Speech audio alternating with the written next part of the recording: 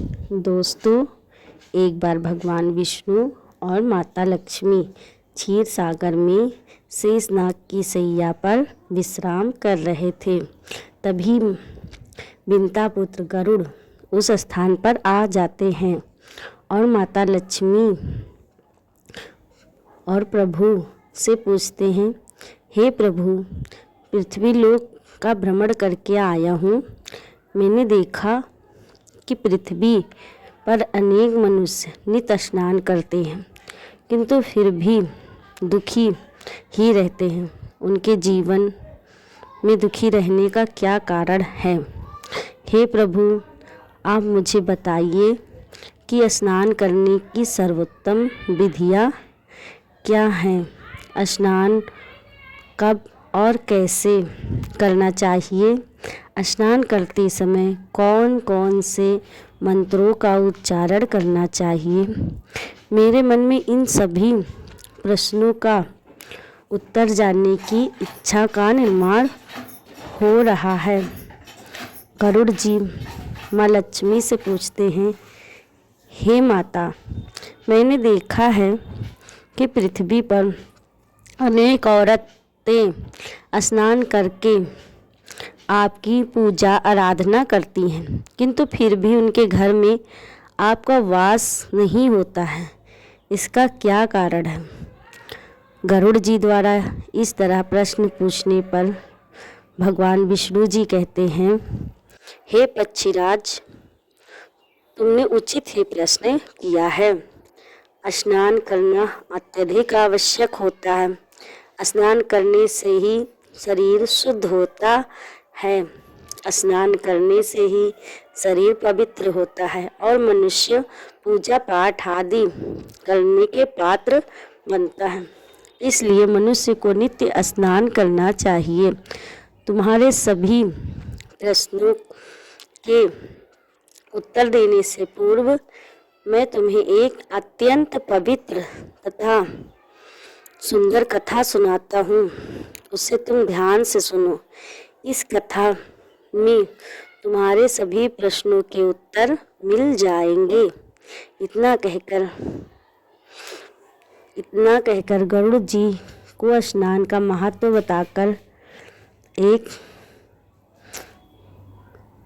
कथा सुनाई, जिसे सभी मनुष्यों को सुनना चाहिए तथा इस कथा का श्रवण मात्र से ही मनुष्य के सैकड़ों तीर्थों के स्नान का पुण्य प्राप्त होता है। इसलिए आप सभी इस कथा को पूरा जरूर सुनें। आधा अधूरा ज्ञान अनर्थ का कारण बनता है। तो चलिए शुरू करते हैं। भगवान विष्णु जी कहते हैं, पक्षीराज, प्राचीन काल की बात है। मध्य प्रदेश में एक सुंदर नगर था, जहाँ एक धनवान सेठ रहता था, जिसकी 3 पुत्रियाँ थीं। सेठ जी ने कभी भी उन्हें किसी चीज़ की कमी नहीं होने दी। उसने उसे बड़े लाड प्यार से पाला था। उसकी पुत्रियाँ बहुत ही सुंदर और चंचल स्वभाव की थीं। एक पिता का जो फर्ज और कर्तव्य रहता है, वह सभी उस सेठ जी ने पूर्ण किया। अपनी पुत्रियों को उसने सब कुछ दिया, लेकिन सेठ जी ने एक गलती की। अपनी पुत्रियों को उसने शास्त्रों का ज्ञान नहीं दिया। जीवन में सब कुछ पाकर भी उनकी पुत्रियों का जीवन अधूरा था। ज्ञान के बिना कोई भी मनुष्य पूर्ण नहीं होता है। पैसा, संपत्ति, सौंदर्य होने पर भी उसकी पुत्रियों के पास वो सब नहीं था जो प्रत्येक स्त्री के पास होता है। वो ज्ञान उसकी पुत्रियों के पास नहीं था। फिर भी उसकी पुत्रियां जवान हुई जब, तो उसने अपनी तीनों पुत्रियों का विवाह अच्छे कुल में कर दिया। तीनों के पति बड़े बड़े व्यापारी थे। विवाह करके और सभी राजमहलों में रहने के लिए चली गईं। जैसे ही तीनों रहने के लिए अपने घर में चली गईं, वहाँ पर उनका बहुत भव्य और दिव्य स्वागत हुआ। विवाह के बाद भी सभी रस्में जो होती हैं उनको उन तीनों ने के ससुराल वालों ने बहुत ही सम्मान और मान के साथ निभाया। उन तीनों के ससुराल वालों ने बहुत मान सम्मान दिया और सभी के साथ प्रेम से व्यवहार किया। वे तीनों अपने ससुराल में बड़े ही मौज से रहने लगी। वे तीनों सुबह देर तक सोती थी, देर से जागती थी, बिना स्नान किए ही भोजन किया करती थी और कभी कभी ही पूजा पाठ करती थी। उनकी सास ने उन्हें कई बार टोका, लेकिन किसी ने सास की बात नहीं मानी और अपनी ही मनमानी करने लगी। लेकिन जैसे जैसे समय बीतता गया, उन तीनों की पुत्रियों के ससुराल में परेशानियां बढ़ने लगी। तीनों के पतियों का व्यापार में आर्थिक नुकसान होने लगा और धीरे धीरे उनका सारा व्यापार डूबने लगा। दूसरों से कर्ज लेकर वे अपने व्यापार में लगाने लगे, लेकिन फिर भी उन्हें घाटे का ही सामना करना पड़ा, जिससे घर में क्लेश होने लगा, जिससे बार बार लड़ाई झगड़े होने लगे। जब से ये तीनों अपने घर ससुराल में गईं, तभी से उनके घर में अनेक प्रकार के संकट आने शुरू हो गए। उन तीनों के ससुराल में पैसों की इतनी तंगी हुई कि उन्हें अपना घर बार बेचकर झोपड़े में रहने लगे। लेकिन वे तीनों बहनें झोपड़े में रहना नहीं पसंद करती थी, इसलिए वे अपने ससुराल को छोड़कर अपने मायके में वापस आकर अपने पिताजी के साथ रहने लगी और घर पर आकर भी आदत नहीं बदली। अपने घर पर बड़े मौज से रहने लगी। वहाँ पर भी वे देर तक सोती, देर से जागती, देर में स्नान करती और बिना नहाए भोजन किया करती थीं, जिस कारण उनके पिता को व्यापार में नुकसान होने लगा और उनकी आर्थिक स्थिति भी बिगड़ने लगी। फिर एक दिन उनके द्वार पर भगवान श्री हरि विष्णु एक साधु बनकर आए।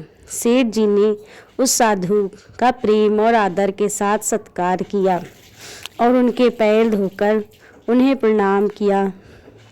साधु जी के सामने फिर सेठ जी ने उस महान साधु को अपना दुख बताया और रोने लगे और बोले, महाराज इसका कोई निवारण बताइए।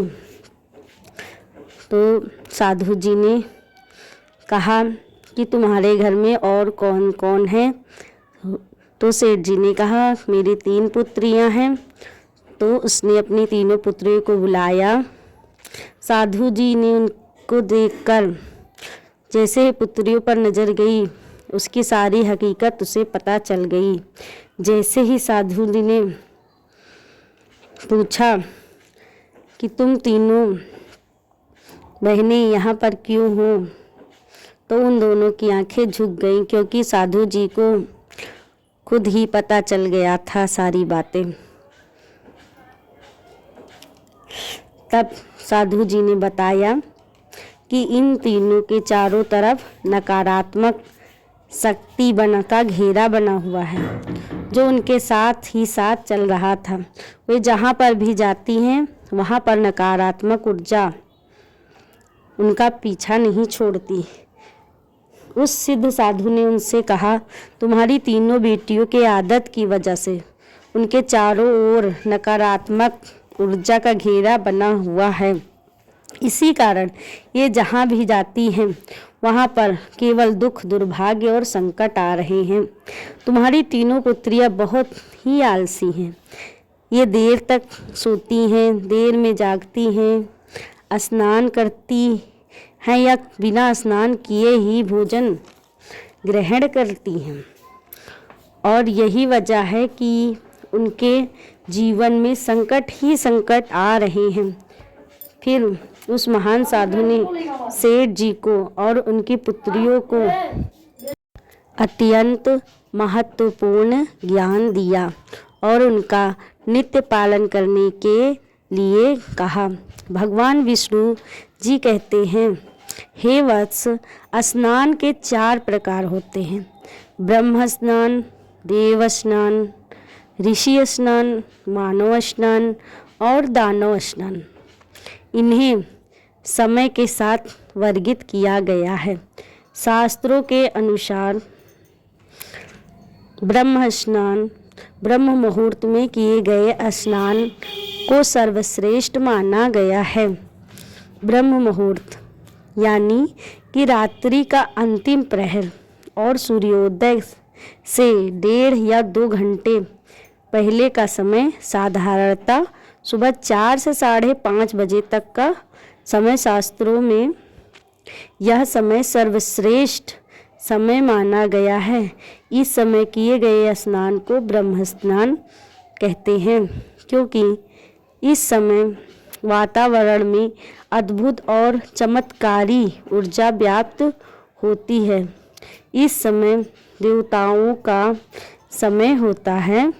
इस तरह के देवताओं का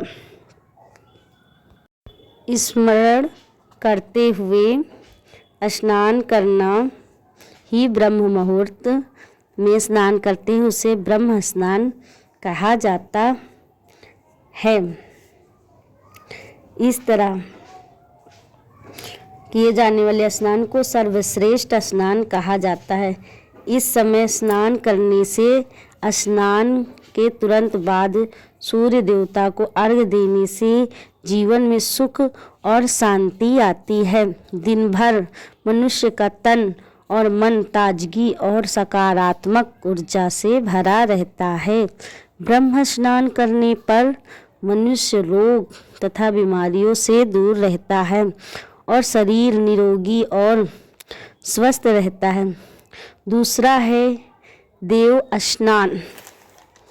सुबह 5 बजे से 6 बजे के बीच किया जाने वाला स्नान देव स्नान कहलाता है। सभी पवित्र नदियों का स्मरण करते हुए किए जाने वाले इस स्नान को श्रेष्ठ स्नान माना जाता है। इस समय स्नान करने से मनुष्य के शरीर में सकारात्मकता का ऊर्जा का संचार होता है और सभी प्रकार की नकारात्मकता और बुराई शरीर से निकल जाता है। इस तरह देव स्नान करने से तन के साथ साथ मन भी पवित्र हो जाता है। इस समय पर स्नान करने से धन संपत्ति में वृद्धि होती है। मनुष्य को सभी भौतिक सुखों की प्राप्ति होती है। सुबह सुबह जब आकाश में तारे नजर आते हैं उस समय के स्नान को ऋषि स्नान कहते हैं। यह भी श्रेष्ठ स्नान होता है। इस समय स्नान करने से मानसिक शांति मिलती है।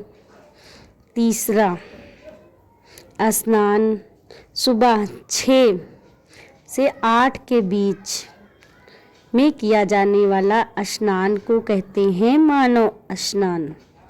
यह समय सुबह सूर्योदय के ठीक बाद या सूर्योदय के ठीक पहले में किया जाता है। इस समय स्नान करना भी अच्छा माना गया है।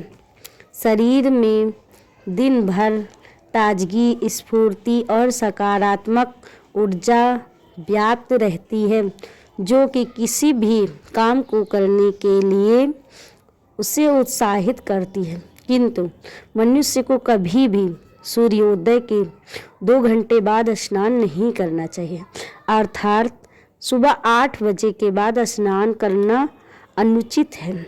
इस समय वातावरण में व्याप्त दैवीय शक्ति बहुत ही कम हो जाती है, इसलिए मनुष्य में उत्साह और ऊर्जा की कमी दिखाई देती है, जिससे वह मनुष्य दिन भर आलस्य का अनुभव करता है। पूरे दिन शरीर में सुस्ती बनी रहती है और किसी भी काम में मन नहीं लगता। सुबह 8 बजे के बाद स्नान करने से व्यक्ति के जीवन में दुर्भाग्य आता है।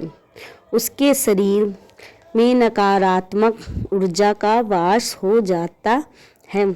ऐसे मनुष्य जिस स्थान पर भी जाता है उसके साथ साथ दुर्भाग्य चला जाता है। इसी स्नान को दानव स्नान कहते हैं।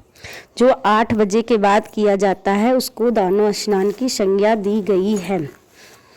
ऐसा कहकर भगवान विष्णु ने कहा, तुम्हारी तीनों पुत्रियां सुबह देर से स्नान करती थीं, जिस कारण उनके ससुराल की सारी संपत्ति नष्ट हो गई।